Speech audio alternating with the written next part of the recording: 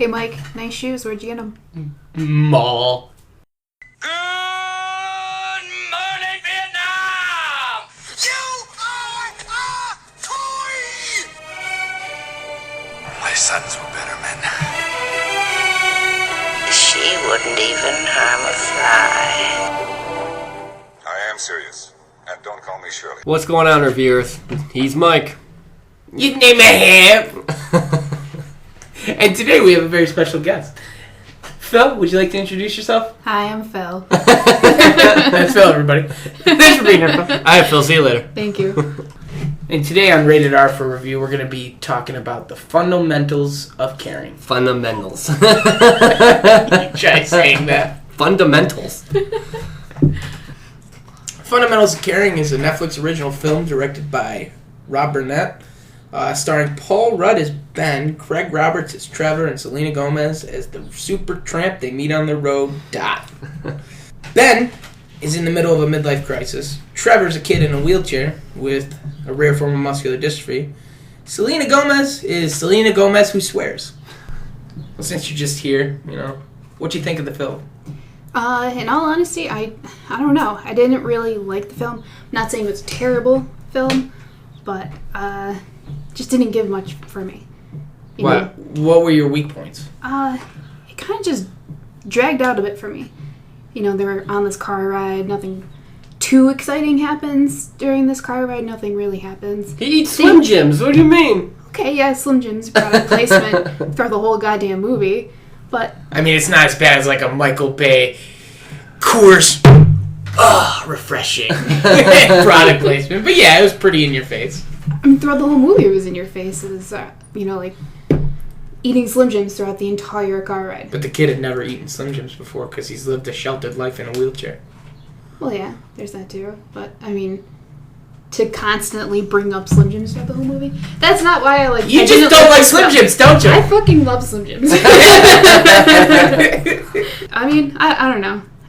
Paul Rudd, I love his humor. Love his humor in all his movies. This was, definitely one of his good characters or whatever. What'd you think of Craig Roberts? Craig Roberts, very good. Very good. I liked him in other movies. He's a big up-and-comer. He can do humor, he British. can do serious. It's good actor. Good The actor. only other thing I've seen him in that I remember him from was this movie Premature that was on Netflix, and I'm just like, oh, I'll watch it. It's Groundhog Days, but with ejaculation. The only poor casting choice was Selena Gomez. She was definitely the weak point of the film for me. I thought the film was actually really good. Surprising. I saw the trailer the day before it came out, and I was like, oh, yeah, let's check this out. Mm-hmm. And then, I mean, as you can tell, Selena Gomez just kind of miscast. I think it just seemed like very forced. Like she was forcing herself to be this badass, swearing any chance she got. When you meet like someone who doesn't normally swear, and then they just yeah, and then that fucking guy, over the top. It sounds out of place. You didn't need to swear there, bro. Right. But what was great about the movie was all the callbacks they kept doing. The joke callbacks? Right. Yeah, they had great running jokes. With the Katy Perry. Right, the Katy Perry, how they would always pretend like he was dying or choking, or how he... I gotta say, one of the funniest things was Paul Rudd talking to him saying, let's call Make-A-Wish, and Katy Perry, what song do you want her to sing to you? And he's, Fireworks. Do you know what the fucked up thing about that is that I have said that since I was a kid and that song came out. I'm like, what song do you think she would sing as she orgasms? And then, baby, you're a firework, make 'em go, ah, ah, ah. Jesus Christ. Am I the only one who thought that? I guess so. Yes, you are. She's basically orgasming on the mic there. What about, like, Roar or something? Roar, oh, oh, oh.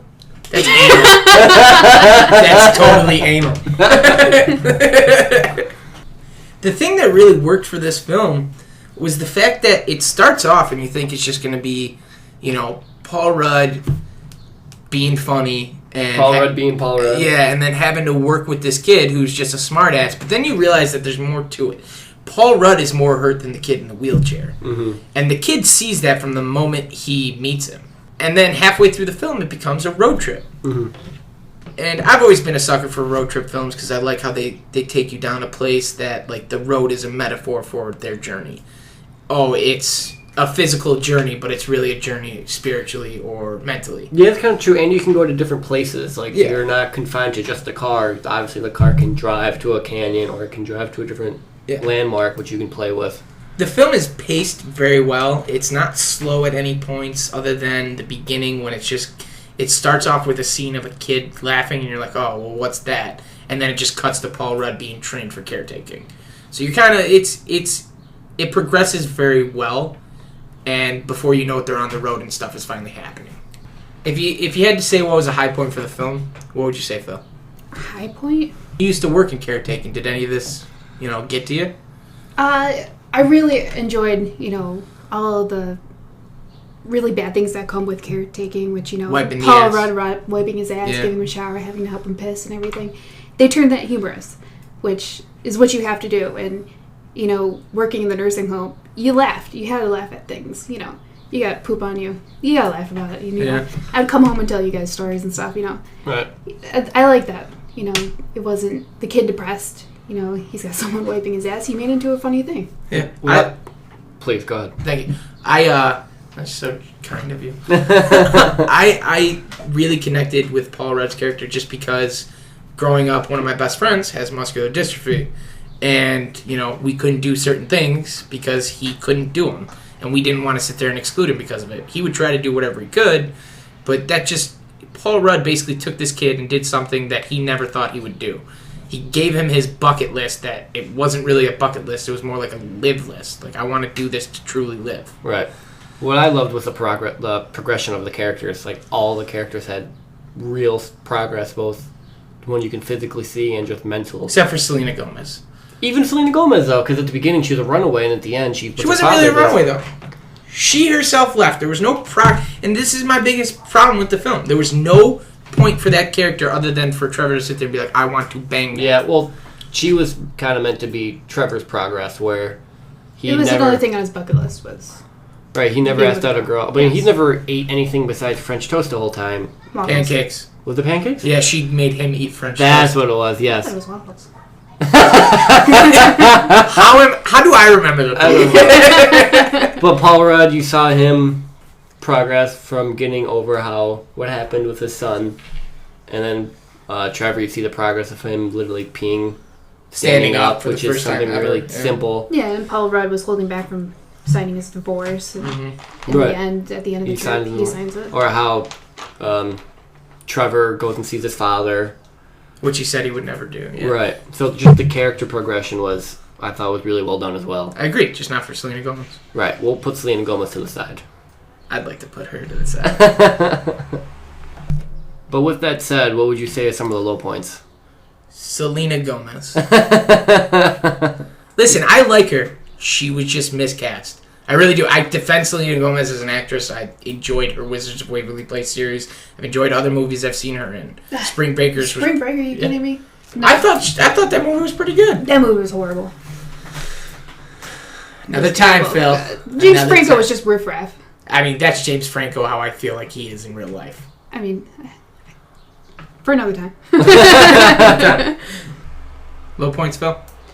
I really would like more out of the characters. Not gonna lie. It was a good movie, but I wanted a bit more out of the story. You wanted to care more for them?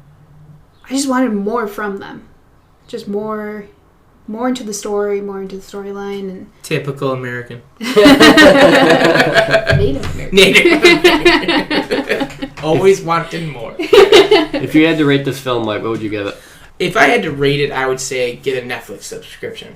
Yeah. Is it definitely worth a watch? I have said for a long time there are certain actors out there who caught the comedy bug, and I think their careers were worse for it. But Paul Rudd was one of them who I think all his comedies have been actually kind of good. Vince Vaughn is one of the people I'm talking about. I just can't stand how I think he's actually really talented dramatically. Same with Paul Rudd. And they just keep putting out shit comedy after shit comedy. Adam Sandler, another fucking great example. Yeah. It's worth a watch, but... Just to see Paul Rudd get back to his freaking roots and show what a great actor he really can be. And there is the comedy. But we also can't discredit Trevor. Craig Roberts? Craig Roberts. Kid came out of fucking nowhere, He man. did, really did. He's doing a great job recently. As far as this movie, I would rate it as definitely something you should watch if you have a Netflix subscription, just like you guys said. If you're bored at home, looking for something to watch late at night, definitely watch this. Took me 3 nights to watch this. I would come home from work, eat dinner, lay in bed, start playing this movie, get too tired, shut the movie off. That might be why you had some of the fucking next problems day. you had. I mean, I don't know. I don't know if my opinion would be different about this movie if I just watched it full length. Well, we'll never know now, will we? I guess not. But I gotta say, Paul Rudd, I love him. He's got a great sense of humor. I mean... Would you say you're a Ruddite? What? A Ruddite. You know how Cumberbatch has Cumber bitches? Sure. Like, even back when he was in Clueless, he had He that was humor. in Clueless, He that's had fucking that right. humor. He was the stepbrother, right? Yes, he generated that humor back in fucking F. Clueless. And, all his movies now, Knocked Up with Seth Rogen. Was he in Knocked Up? Yeah. Who was he in Knocked Up? He was Leslie Mann's husband. That's right, then they did the sequel, This Is 40. Yes. Yep. I like that movie. I like Paul He Rudd. brings a fucking great character. He does. I love his acting, love his humor. Slap at the bass. Slap at the bass. And this has been our review on how much we love Paul Rudd. Check out the fundamentals of caring, viewers. He's been Mike. His name I have. We And I'm Phil. And she's Phil. Keep it tight, people.